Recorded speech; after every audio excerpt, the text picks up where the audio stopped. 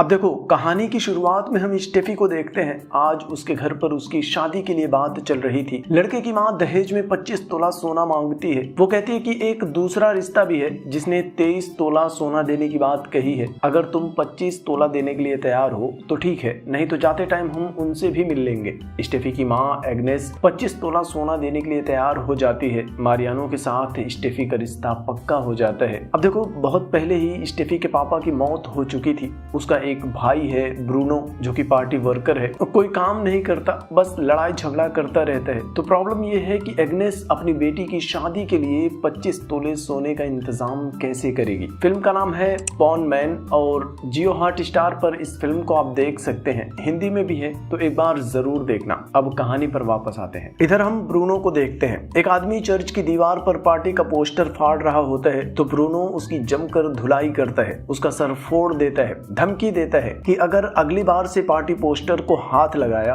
तो जान से मार दूंगा। फिर चर्च का फादर ब्रूनो को बुलाता है, उस आदमी से माफी मांगकर मामले को खत्म करने के लिए कहता है। लेकिन ब्रूनो काफी घमंडी है और वो मना कर देता है। वो फादर से कहता है कि मैं इस आदमी से नहीं डरता, मैंने जो भी किया है पार्टी के लिए किया है। अगर केस हुआ तो पार्टी केस भी देख लेगी। वो घर आ जाता है, तब एग्नेस उसे डांटती है कि कुछ दिनों में स्टेफी की शादी है और तू इस तरह से मार पीट करेगा तो तेरी बहन की शादी में कौन आएगा, और अगर शादी में मेहमान नहीं आएंगे तो उसकी शादी के लिए सोने का इंतजाम कैसे होगा। दरअसल आस पड़ोस की कई शादियों में स्टेफी के पापा ने गहने गिफ्ट किए थे, पैसे गिफ्ट किए थे। तो एग्नेस सोच रही थी कि जैसे उन्होंने शादी में गहने और पैसे गिफ्ट किए हैं, वैसे ही लोग उनकी बेटी की शादी में भी पैसे और गहने गिफ्ट करेंगे और कुल मिलाकर 25 तोला हो जाएगा, जिसे वो लड़के के घर वालों को दहेज में दे देगी। और इसलिए वो ब्रूनो को डांट रही होती है, लेकिन ब्रूनो को कोई फर्क नहीं पड़ता। वो अपनी माँ से कहता है कि तुम फिक्र मत करो, मैं पार्टी के लिए लड़ रहा था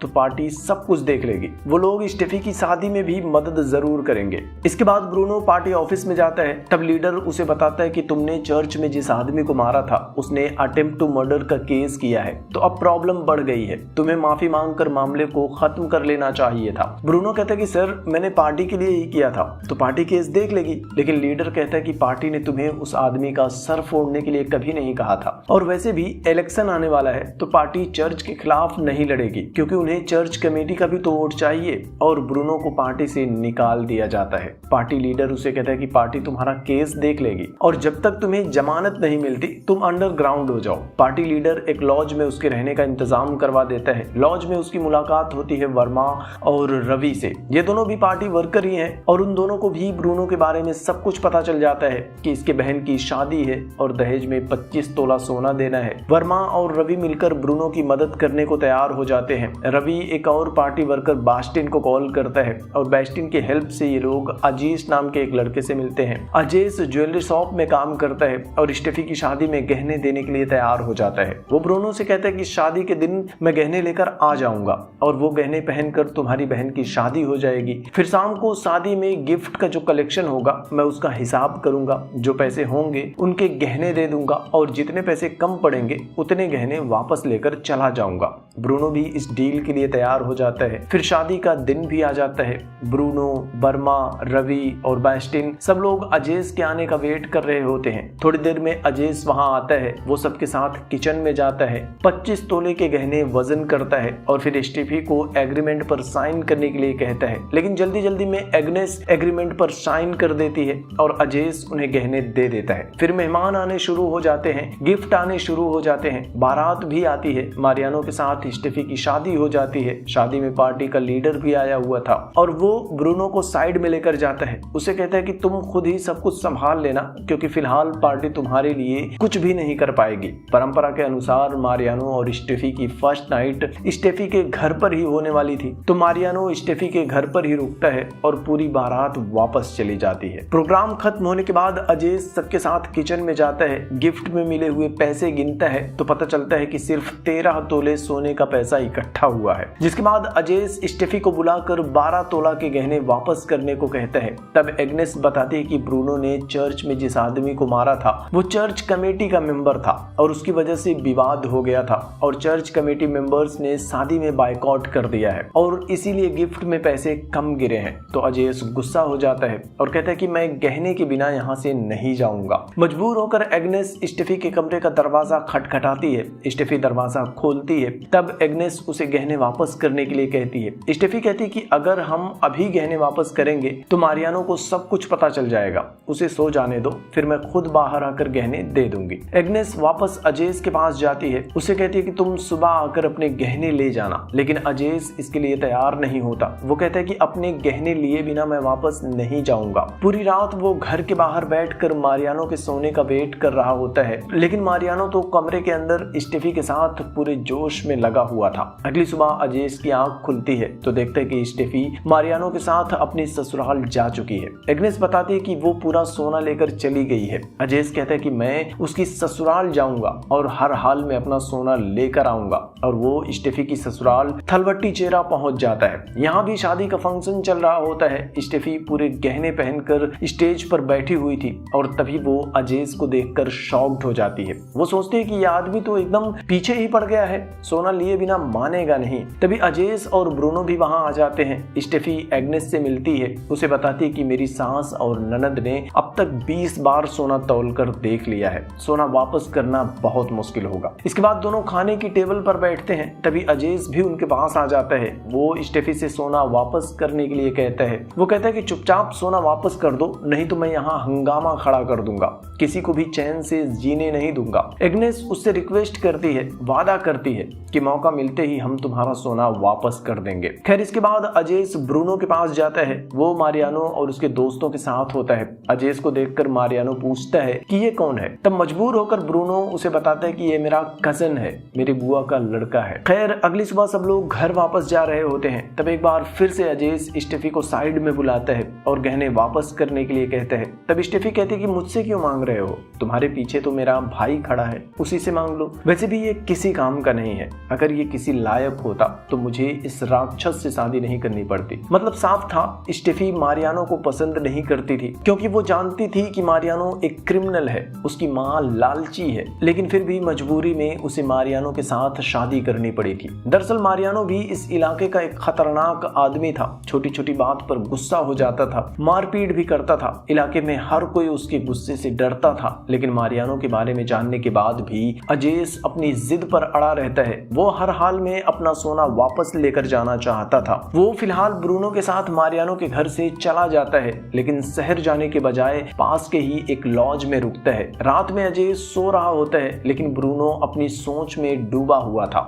उसे लग रहा था कि वो किसी काम का नहीं है, एक भाई होने की जिम्मेदारी भी निभा नहीं पाया। अपनी बहन की शादी एक क्रिमिनल से करवा दी, उसकी बहन खुश नहीं है, और यही सब सोचते हुए वो पंखे से लटक कर अपनी जान देने का फैसला करता है। लेकिन अजेस उसे रोक लेता है और कहता है कि यार तेरी बहन ने गहने लेकर मेरी नौकरी छीन ली है और अब तू मर कर मुझे जेल भेजना चाहता है। सुसाइड हर प्रॉब्लम का सॉल्यूशन नहीं है। भगवान अगर एक रास्ता बंद करता है तो दूसरा रास्ता खोल भी देता है। वो ब्रूनो को लेक्चर दे रहा होता है। तभी वहां ज्वेलरी शॉप के मालिक का बेटा एम्ब्रोस भी आ जाता है। वो पहले तो अजेस को बहुत मारता है और फिर उससे सोने के बारे में पूछता है। तब अजेस उसे बताता है कि लड़की सोना लेकर अपनी ससुराल चली गई है, लेकिन मैं उसे लाने की पूरी कोशिश कर रहा हूँ। प्रॉब्लम ये थी कि उस सोने का ना तो कोई बिल था और ना ही ज्वेलर ने उसका कोई टैक्स पे किया था, तो उनके पास सोना वापस लाने के अलावा कोई दूसरा ऑप्शन नहीं था। अजेस कहता है कि मैं इस मामले को अकेले ही हैंडल कर लूंगा। एम्ब्रोस उसे 2 दिन का टाइम देता है, कुछ पैसे देता है और फिर वहां से चला जाता है। इसके बाद अजेस ब्रूनो से कहता है कि भले ही एम्ब्रोस ने मेरी पिटाई की, पर कम से कम सोना वापस लाने के लिए 2 दिन का टाइम तो मिल गया। और फिर वो मारियानो को कॉल करता है और उसके साथ उसके झींगे वाले खेत पर पार्टी करने का प्लान बनाता है। मारियानो भी परमिशन दे देता है, जिसके बाद अजेस, ब्रूनो, बर्मा, राजू और बेस्टिन सब लोग झींगे वाले खेत पर पहुंच जाते हैं। जमकर शराब पीते हैं। एक पैग पीने के बाद मारियानो मना करने लगता है। वो कहता है कि मैं अभी ड्यूटी पर हूँ, इन झींगों को मैं अपने बच्चों की तरह पालता हूँ, तो मुझे होश में रहना होगा। लेकिन इस पूरे टाइम में अजेस बस मारियानो को घूर रहा होता है और यह देखकर मारियानो थोड़ा सा अनकंफर्टेबल फील करता है। वो अजेस के पास जाकर पूछता है कि तुम मुझे घूर क्यों रहे हो, लेकिन जानबूझकर अजेस उसके साथ झगड़ा करने लगता है, जिससे कि मारियानो को समझ में आ जाता है कि कुछ ना कुछ गड़बड़ जरूर है। अगली सुबह मारियानो स्टेफी से अजेस के बारे में पूछता है। अब स्टेफी के पास सच्चाई बताने के अलावा कोई और रास्ता नहीं था और सच्चाई बताने के बाद वो ईमानदारी से अजेस को बाकी का सोना वापस करने के लिए कहती है। लेकिन मारियानो मारियानो गुस्सा हो जाता है और सोना वापस करने से मना कर देता है। मारियानो की माँ भी सच्चाई जान जाती है और वो स्टेफी को ताने मारने लगती है। वो मारियानो से कहती है कि जाने दो, ये हमारा क्या बिगाड़ लेगी, वैसे भी सोना हमारे पास तो है। खैर शाम को मारियानो मार्केट में चाय पी रहा होता है, तब अजेस उससे मिलने के लिए आता है। अब तक अजेस भी जान चुका था कि मारियानो को सब कुछ पता है और वो मारियानो से सोना वापस करने के लिए कहता है, लेकिन मारियानो मना कर देता है। वो कहता है कि मुझे अपनी छोटी बहन की शादी भी करवानी है, उसे भी दहेज में गहने देने पड़ेंगे। बड़ी बहन को ऑलरेडी मैं दे नहीं पाया था, मैं गहने वापस नहीं कर सकता। लेकिन अजेस अपनी जिद पर अड़ा हुआ था। वो मारियानो को उकसाने लगता है। वो मारियानो से कहता है कि तू मर्द ही है ना, तू अपनी मेहनत की कमाई से अपना घर चलाएगा या फिर अपनी वाइफ की तरफ से भीख में मिले हुए गहनों से। और ये सुनकर गुस्से में मारियानो अजेस के पेट में चाकू घुसा देता है और घर वापस आ जाता है। खून से सना हुआ चाकू देखकर स्टेफी भी डर जाती है। उसे भी समझ में आ जाता है कि मारियानो ने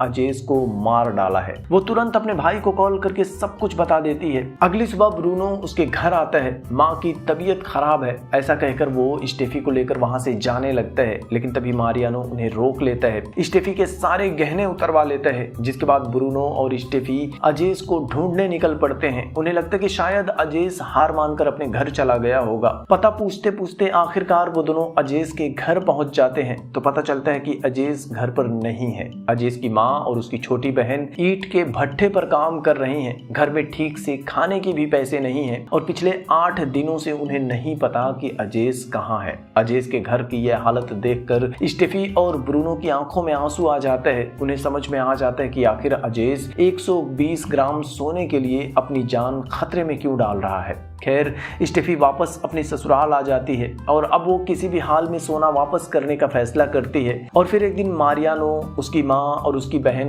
तीनों मार्केट में गए हुए थे। तब स्टेफी गहने लेकर घर से भागने का मन बनाती है। वो मार्केट जाकर बस में बैठ जाती है, लेकिन उसकी किस्मत खराब थी। आखिरी मोमेंट पर मारियानो उसे देख लेता है और वहां पहुंचकर वो स्टेफी को बहुत मारता है, उसके गहने छीन लेता है और उसे लेकर घर वापस आ जाता है। लेकिन अब वो सारे गहने अपने कंट्रोल में रखता है। लेकिन स्टेफी को लग रहा था कि शायद अजेस अब मर चुका है और इसलिए स्टेफी हमेशा उदास रहने लगती है। कुछ दिन बीत जाते हैं। उनके गांव में एक मेला लगा हुआ था। मारियानो का पूरा परिवार मेले में जाने की तैयारी करता है। तब मारियानो अपनी माँ के कहने पर स्टेफी को गहने पहनने के लिए देता है, लेकिन स्टेफी मना कर देती है। वो कहती है कि ये गहने अजेस को धोखा देकर मिले हैं तो मैं इसे नहीं पहनूंगी। इसके बाद वो लोग मेले में जा रहे होते हैं। तभी अचानक से अजेस उनके सामने आ जाता है और उसे देखकर मारियानो उससे पूछता है कि तुम मेरे घर से सोना चुराने की प्लानिंग कर रहे हो। तब अजेस कहता है कि मैं ऐसा कभी नहीं करूंगा, मेरा अपना सोना है तो मैं उसे क्यों चुराऊंगा, जबकि मुझे पता है कि तुम आज खुद अपने हाथों से वो सोना लाकर मुझे दे दोगे। फिर वो स्टेफी से कहता है कि तू मुझे चर्च के बाहर मिलना, अपना सोना लेकर जाने से पहले मैं तुम्हें गुड बाय बोलने के लिए वहीं आऊंगा। अब मारियानो समझ जाता है कि अजेस कुछ ना कुछ तो खतरनाक प्लानिंग कर रहा है, इसलिए वो सारा सोना अपने साथ लेकर मेले में आया था। लेकिन मेले में वो अजेस के ऊपर अपनी नजरें बनाए हुए था। लेकिन तभी अजेस उसे चकमा देकर मेले से गायब हो जाता है। थोड़ी देर बाद उसे अजेस का कॉल आता है। अजेस उससे पूछता है कि तुम्हारे 1 किलो झींगे की कीमत क्या होगी। और ये सुनकर मारियानो शॉक्ड हो जाता है। अजेस कहता है कि अगर तू मेरा सोना लेकर नहीं आया तो मैं तेरे खेत का पानी खोल दूंगा और सारे झींगे तालाब में बह जाएंगे। अपने झींगों को बचाने के लिए मारियानो भागता हुआ वहां आता है। तब अजेस उससे सोना अपनी तरफ फेंकने के लिए कहता है। जैसे ही मारियानो सोना फेंकता है, अजेस खेत का पानी खोल देता है। सारे झींगे तालाब में बहने लगते हैं और अजेस सोना लेकर वहां से भागने लगता है। मारियानो सबसे पहले पानी बंद करता है, फिर दौड़कर अजेस को पकड़ लेता है। 120 ग्राम सोने के लिए दोनों काफी देर तक लड़ते हैं और आखिर में अजेस मारियानो का हाथ चारा डालने वाली मशीन के अंदर फंसा देता है और अपना सोना लेकर वहां से चला जाता है। मेले में जाकर वो स्टेफी से मिलता है, उसे बताता है कि मैंने अपना सोना हासिल कर लिया है और अब मैं वापस कोल्लम जा रहा हूँ। स्टेफी भी कहती है कि अब मैं भी यहाँ नहीं रहूंगी, वैसे भी तुम सोना लेकर चले जाओगे तो ये लोग मुझे घर से निकाल देंगे। फिर अजेस कहते हैं कि अगर ऐसा है तो तुम भी मेरे साथ चल सकती हो। और इसके बाद दोनों एक नाव में सवार होकर एक साथ उस इलाके से दूर चले जाते हैं। लेकिन उनकी नजरें साफ साफ बता रही थी कि अब वो दोनों एक दूसरे को पसंद करने लगे हैं और शायद आगे चल के शादी भी कर लेंगे। लेकिन इसी के साथ ये फिल्म यहीं पर खत्म हो जाती है। तो कहानी आपको कैसी लगी कमेंट में अपना ओपिनियन शेयर जरूर करना, साथ ही वीडियो को लाइक करना, शेयर करना और चैनल को भी सब्सक्राइब कर लेना। जल्दी मिलूंगा आपसे एक और नई वीडियो के साथ, तब तक के लिए थैंक यू।